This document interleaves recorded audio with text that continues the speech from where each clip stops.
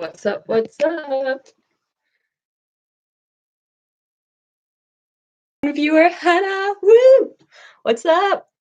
how are you going, legend? I'm just doing my breathing exercises because I'm like a little bit nervous about this.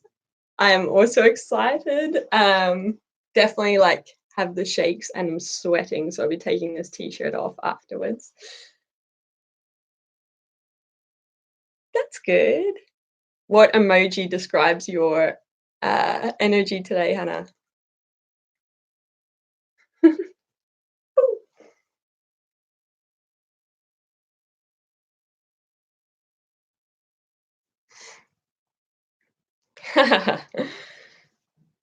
So I'll just wait a bit before we get into things. But yeah, basically, Instagram looks like it's doing its thing and telling people that we are live. Hello, how's it going? Oh my God, we have 3 people.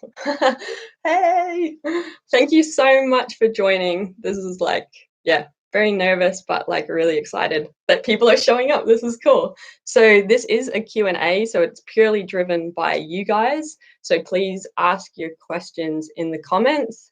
Hey, Steve. Hey, Nam.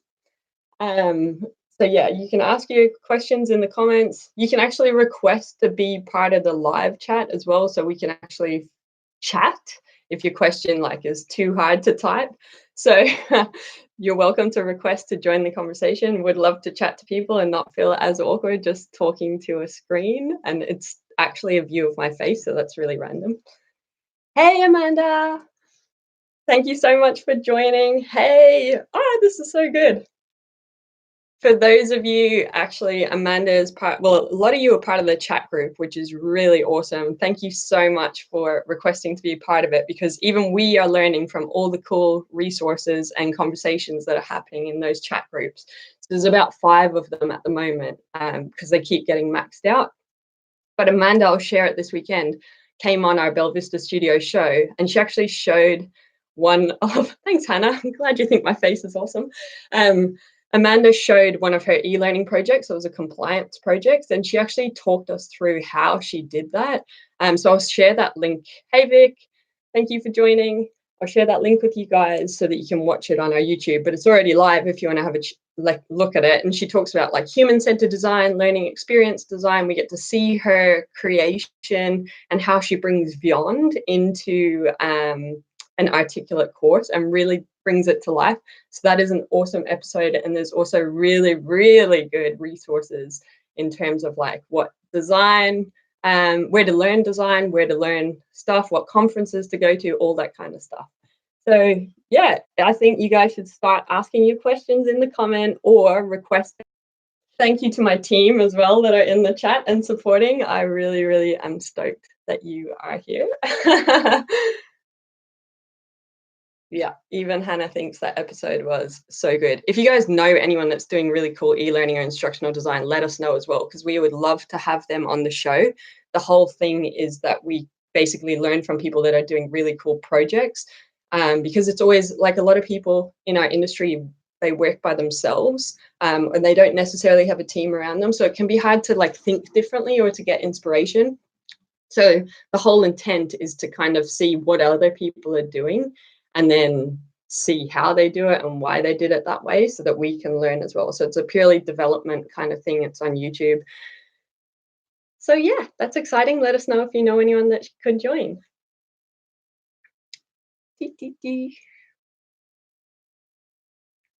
Y'all are showing up for something, so you better ask a question. So this is a Q&A, guys. So do ask your questions. It's a chance to go deeper on the things that you want to know. So maybe you want something about methodologies and instructional design, how to take your career to the next level, how to get started in the industry, how to work better with clients. What else? E-learning, tools you use, what resources are available, anything like that. Hey, Shannon, thanks for joining. Okay, what's your top learning for 2019? Oh God, Hannah. So many learnings, and we recently did a chat on this, like a podcast episode, which was learning from your mistakes. But in general, top learning is that nothing is too hard. This is just coming from my gut right now. Nothing is too hard, and no matter what happens, you can adjust. And that could be to do with just random stuff happening. Hey, Paul. Oh my God. Thanks for supporting us. Shout out. Super fan right there.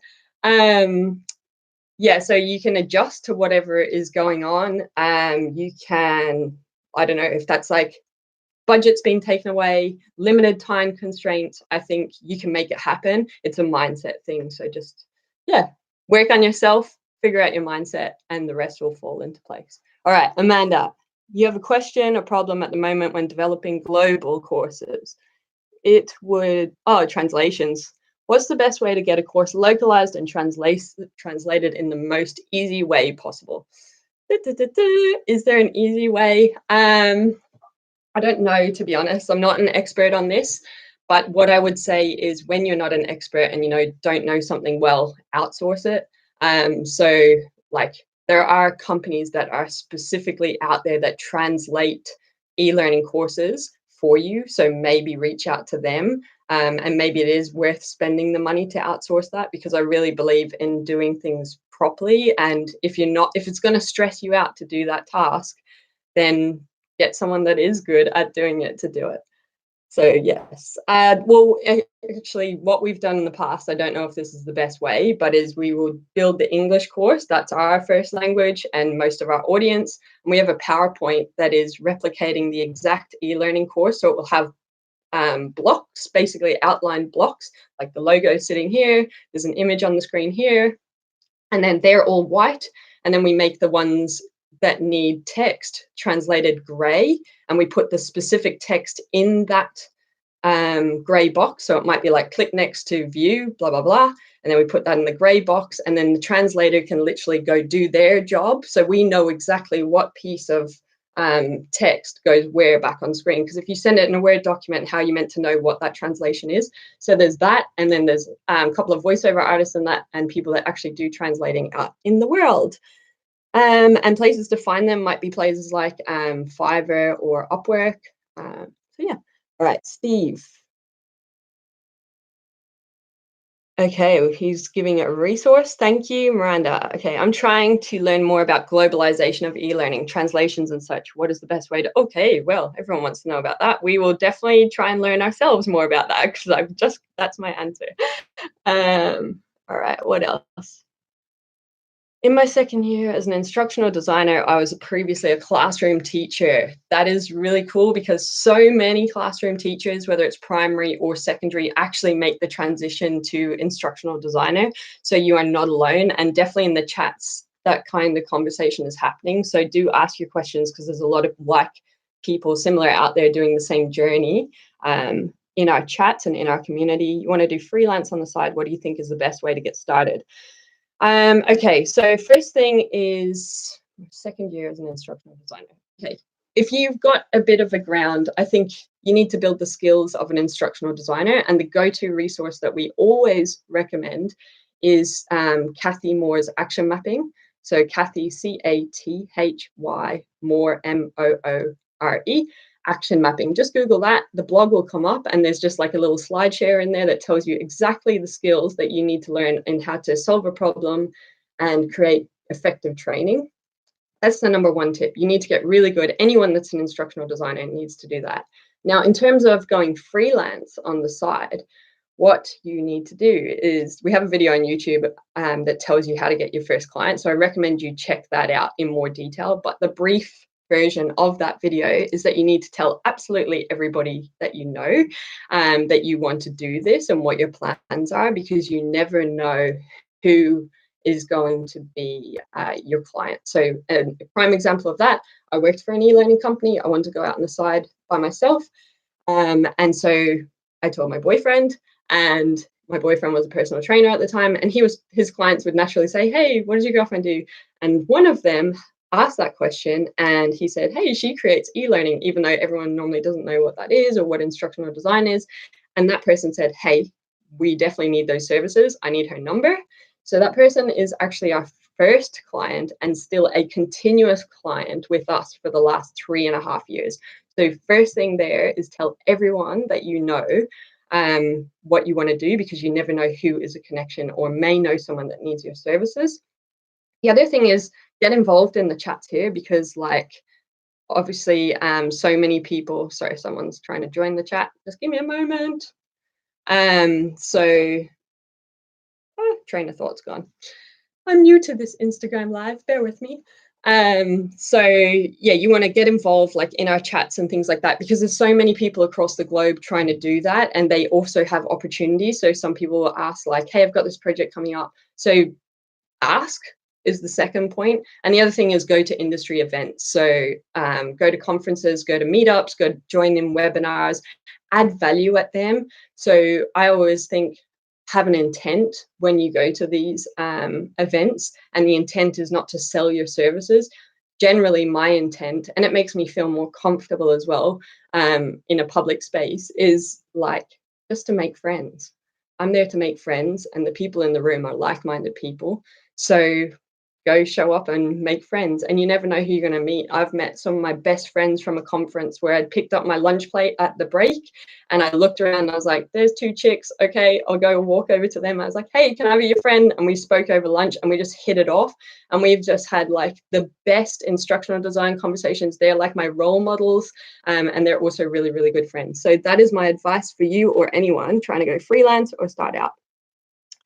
Yeah, you guys are twins, Miranda and Amanda. All right, Nam, as you're learning more about ID, some fundamental questions, all good. Do IDs need to conduct training needs analysis? It seems to me that IDs seem to focus on design and development.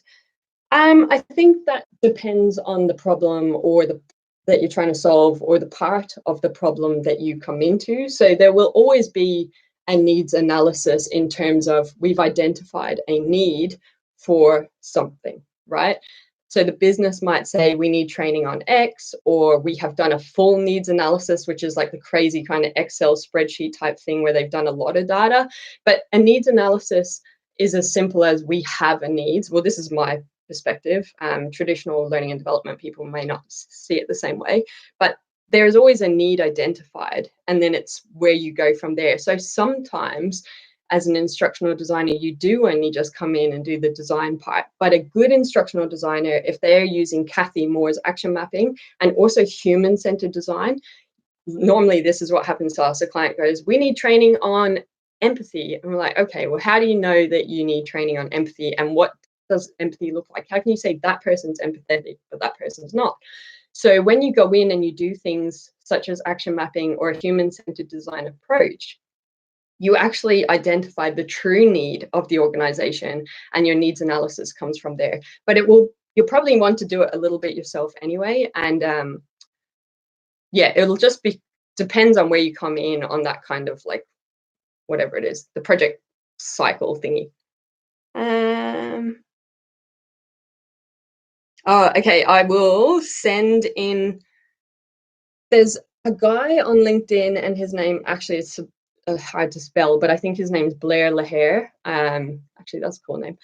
I will send that link in the chat groups afterwards for the translation agencies for sure. Okay, thanks. Glad you got some value from that tip, Amanda. Oh, Simply e-learning in Brisbane. Oh, they're friends. We'll have to find them. We're in Brisbane too. Action mapping is legendary. Oh, thanks. Okay, that's cool. Some fire questions, people. Anyone else? Does anyone want to come in live? You can request to come in live, or give me like, I don't know, a little love heart in the comments, and I'll try and figure out how to add you into this Instagram live.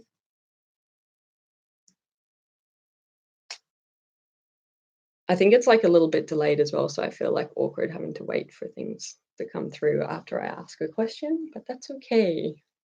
Time for breathing exercises. I just want to say thank you so much for joining me on this. Like, obviously, we've never done it before. I appreciate your support coming on. Like, that's freaking awesome. And thank you as well for everyone just for being part of our community. Like, the things we obviously try to like add value to the industry and help in the way that we didn't really have the help when we were starting out, or we saw the value that the help that we did get brought to us, and then we wanted to play that role for other people. So thank you for being part of the community, because like our team, honestly, like we get so much energy from like your comments or your direct messages and all that kind of stuff. So we really appreciate your support, and that's what keeps us learning, because we are always writing blogs about what people are asking about so that we can learn ourselves. It's a great way for us to make sure that we're doing our professional development as well, because we're definitely not experts. What else? So it is a Q&A. You can ask whatever questions. I think one of the biggest questions that we get asked is, do you need a degree to be an instructional designer? So, well, maybe I'll pause on that one, because Nam's just put in, thank you guys for your questions. Pause on the degree question. I'm going to answer your questions because we are here for you. So Nam, what have you said? Learning theories, do you use these in the real world? Oh, I love that you've actually asked, do we use it in the real world? Which learning models do you use most, apart from Kathy Moore? Action mapping. I don't know if there's anything other than action mapping. I think what we know, I'm not like a very academic kind of person. I'm just very practical. I don't really know the names of like the scaffolding and all those pedagogies and stuff like that. I think people that have been in the industry for longer may use them, and people from an academic or a teaching background would use them. The thing, I guess, that is relevant is adult learning theories.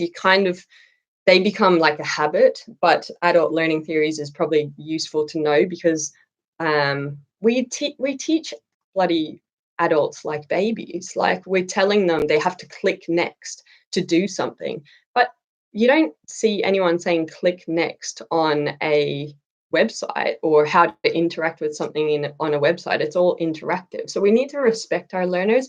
So adult learning principles help that. It's about respecting the experience that an adult already has. I think the 6 principles, that's one of them. And then learning theories. I don't know if I know any, to be honest, off the top of my head. Having a blank, you've made me nervous. No, I'm joking. But what we use is action mapping, human-centered design, learning theories. Can't think of any, sorry, Nam. Anyone in the chat, share your learning. People need to learn depending on what they're learning. You will uncover a world of things. And normally you're really looking for it just in time, in the moment that they need the help, because everyone gets sent for training to be fixed. So a couple of ideas around Amanda for this question are, what are your thoughts? Okay, so yeah, it's interesting. Americans definitely value that certification or that qualification. And it's probably, I don't know for a fact, my opinion only, but it is probably a cultural thing. Like, I'm from Ireland. If I had have had my own mind and not my parents' mind, I would never have gone to university.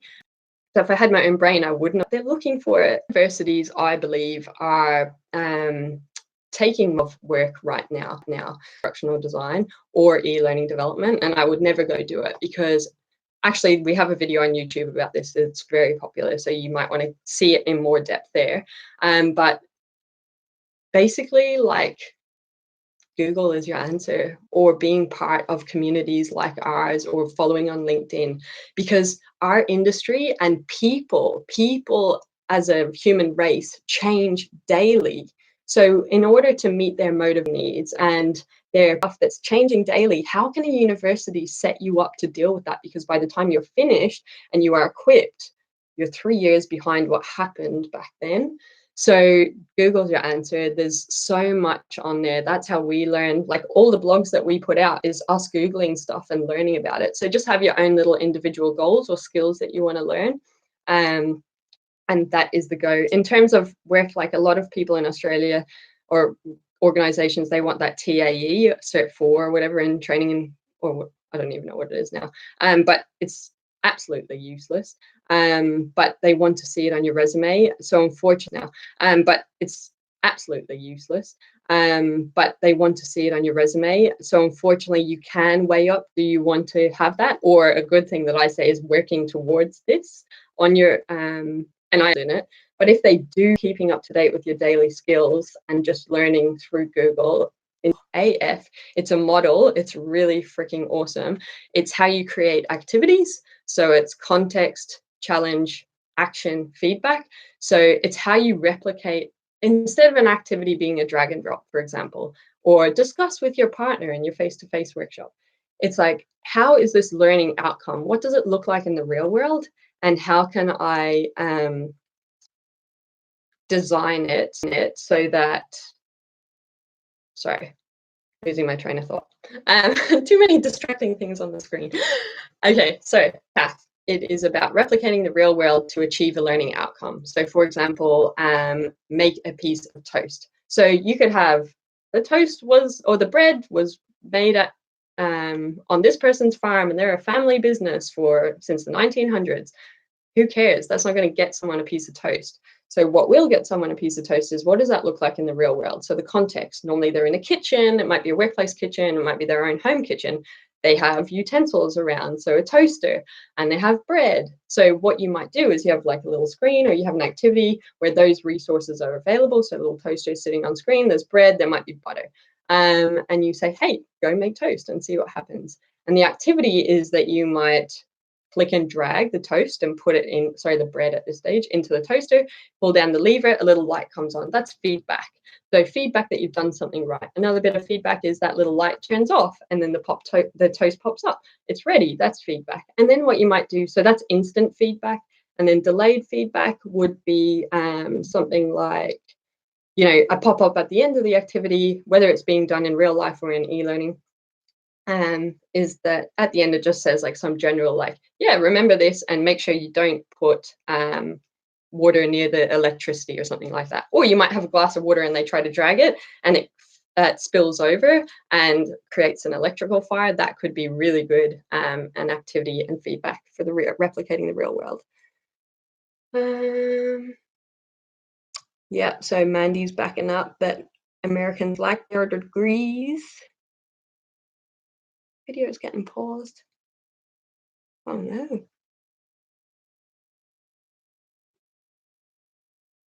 Amanda, what kind of resources do you like in terms of ID practices?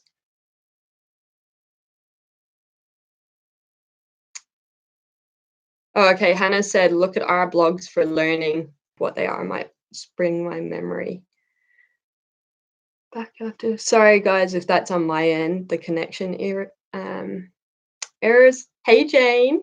Nice to have you join us. That's an interesting point about degree or experience, how you ever meant to, about them saying that you get paid more for your needs.